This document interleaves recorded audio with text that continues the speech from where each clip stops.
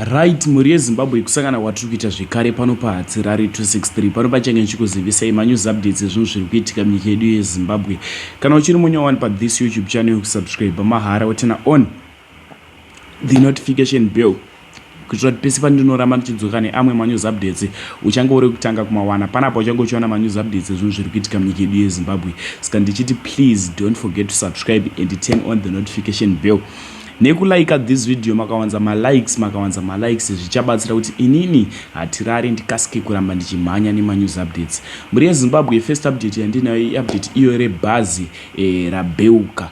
Vadikani tatarisana negore idzva, tatarisana nekupinda mumwaka wa2026. Saka ndatifambei zvakanaka ende ndatitange tanamata tisati tabuda mudzimba, tisati tafamba, tisati tatanga kuenda kwatiri kuenda.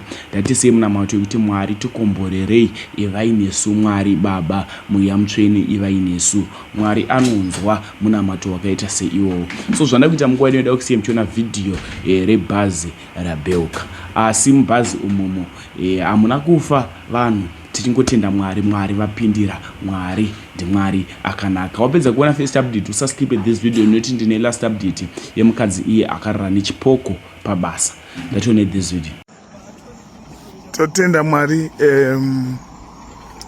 Bhazi radonha pashinje 10 off along Guruwe Road. Saka totenda Mwari kuti hapana munhu afa. Saka pane munhu akuwara 1. Vanhu vangokwarawo ashoma. Saka ngatifambei zvakanaka, especially kuchinaya. So yeah, pakashata. And the driver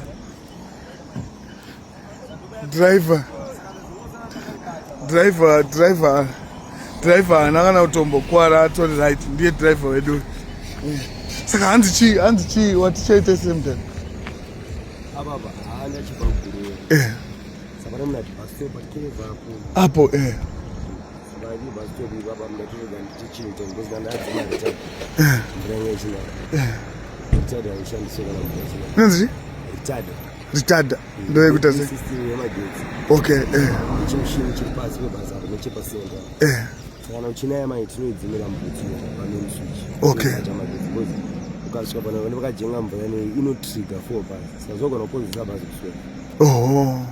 Saka ndaitsika mabhireki, saka ndachinja from 6 to 5 apo. Kana titepe mabhireki anobva ndanzwa ari mashoma. Ndatiwedzere ndo anokusana namba 4 izosvika kuya 10 hora. Ndopayabva yachinjika manje yachinjika. Saka yachinjika kudaro ndabva ndangosiya zvese kupasi kumafuta nemabhireki. Ndabva ndaramba ndakabata steering. Saka yamuva kubva ipapa apa kusvika apa pane skid mark apo. Saka vhiri rekuleft kuno pane chigomba chiri kuseri padhuze nebhazi apo.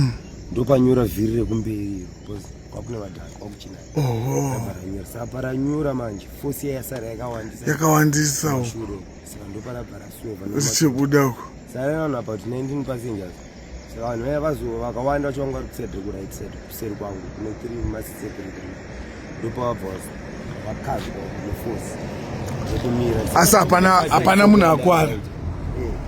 Saka time yese yataiti tese ikoko ndatomusara ndipaseri ndopabva padora bhazi.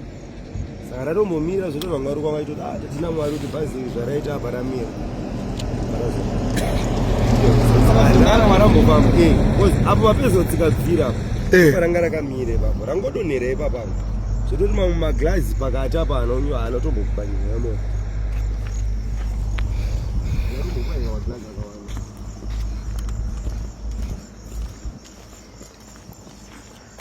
But isu totenda Mwari mudara kuti vanhu vachengeteka, imimiwo muri tori safe.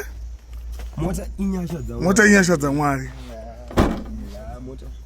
Mota inyasha.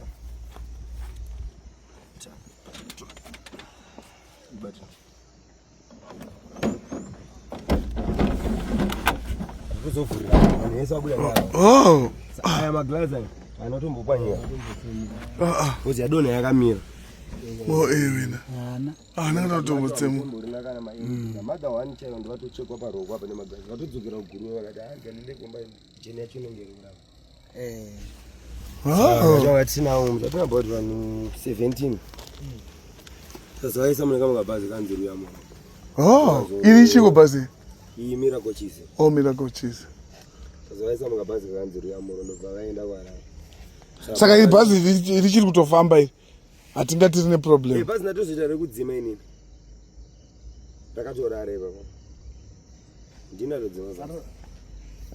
Parikuya crane, parikuya nhingirikini.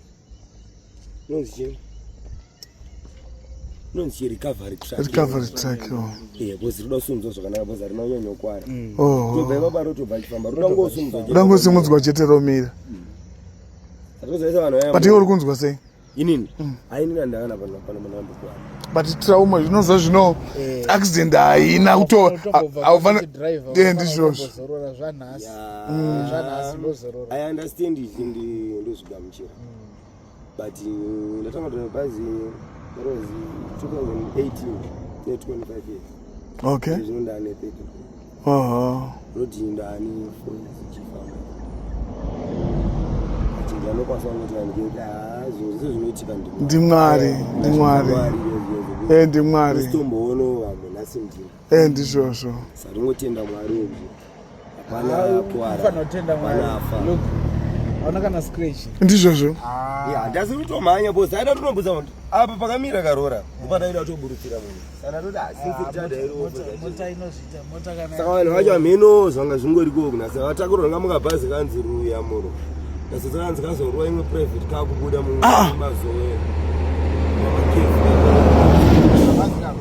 Bhazi ratakura vanhu vangani. Vanhu vacho vanga vari bhazi rakanyorwa imwe mota. Ane mhepo. Ane mhepo. Next update uye mukadzi uyo ari kubuda achitaura iye kuti ndakarara nechipoko pabasa zvichinzi iwewo wakarara neni audzingwe basa. So mukadzi uyu ari kuzvitaurira ega kuti inini ndakashinya nechipoko pabasa randainge ndawana. Dakusiyai muchiona vhidhiyo apedza kuona vhidhiyo tozvonofuka comment section ini semukomana ndafunga kusiyai tosangana zvekare munguva inotevera. Manje so much love. Ichokwadi here kuti makakeshewa nechipoko? Hongu ichokwadi Mungakwanisa kutitsanangura zvakaitika? Alright. Zvakaitika ndezvekuti ini ndakawanawo basa pane imwe mine iri muno Northwest.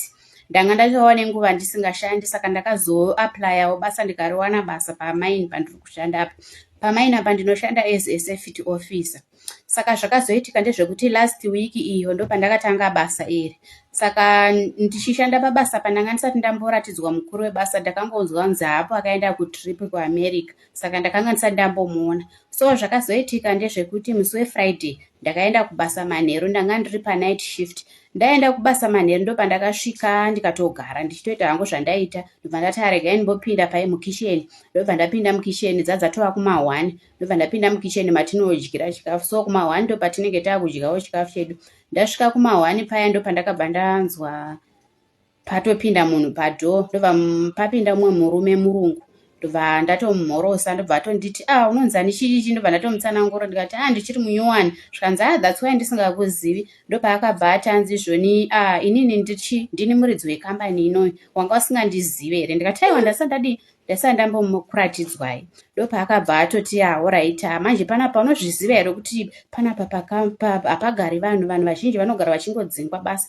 Ndikati ndakanzwa kudaro kuti panapa pagari vanhu zvikanzi but iwewe manje hausi kuzodzingwa nenyaya yekuti wazivana neni. Inini ndinodzinga vanhu handidi vanhu vanoita vanoramba zvandinenge ndawirirana navo. Saka iwewe tovapo ndechekuti iwewe takutodanana but ndezvenhasi chete chichi. Ndobva ndangoti semunhu aida basa ndobva ndangobvumawo ndobva taendawo kwatakaenda ndobva tandoita zvatakaita ndobva tadzoka. So ndakabva ndatogara ndapedzisa shift yangu. The following morning ndaenda kumba ndatosvika hapana chakaitika.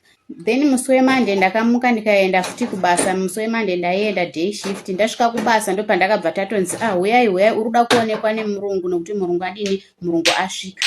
Ndobva ndakabva ndaenda ndikandoona murungu uya. Pandakasvika ndakabva ndaona murungu haasiyopi wandandaona musi ndikati ini pane mumwe wandakaona ndimi here kana kuti hamusimi. Zvikanzi aiwa ini ndichiri kungodini ndichiri kutongosvika. Ndopaakabva ndakabva ndatoona mapictures anga ari muofisi muya. Ndikati kwava ndiani? Zvikanzi mukoma wangu ndiye akandisira kambani inoi but akashaika last year. Ndopandakabva ndatoona kuti kuzvaariye munhu uya wandanga ndaona usiku kureva kuti murume uyu anga akatofa changa chitori chipoko.